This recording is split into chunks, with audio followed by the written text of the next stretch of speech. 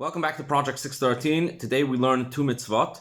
The first comes in continuation to the mitzvah we learned about yesterday, where we were discussing Meiser Behema, which is the tithe that's taken from the herd.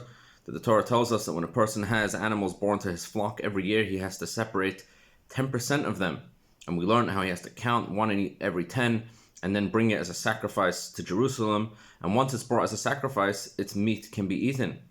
This is known as Meiser Behema, the tithe of the animals, the tithe of the herd.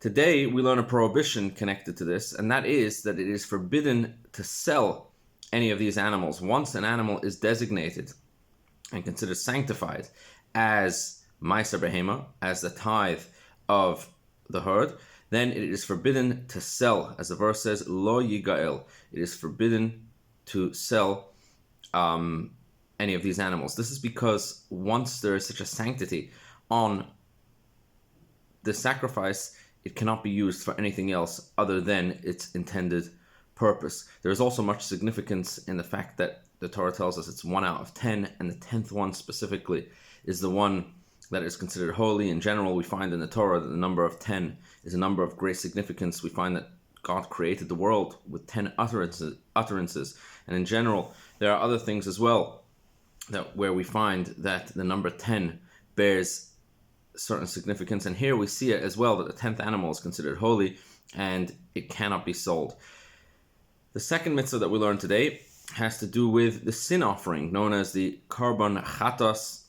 And the mitzvah is that anytime a person commits a sin inadvertently, unintentionally, they need to bring a sin offering to the Holy Temple.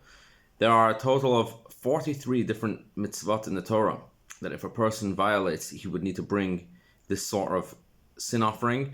The interesting thing about this mitzvah is that it is only applicable if a person commits the sin unintentionally, inadvertently. If a person committed the sin intentionally, then they would not bring this sacrifice. This is it's called a chatas kavua. It is a fixed animal sacrifice which is brought. There are other times where there are other types of offerings, for example, bird offerings or meal offerings, but for the Korban Chatos, for the regular sin offering, this is specifically an animal offering. And the idea behind having to bring an offering, even when a sin is committed unintentionally, is in order to demonstrate that a person shouldn't say, listen, it was only a mistake, and therefore we can just let it go.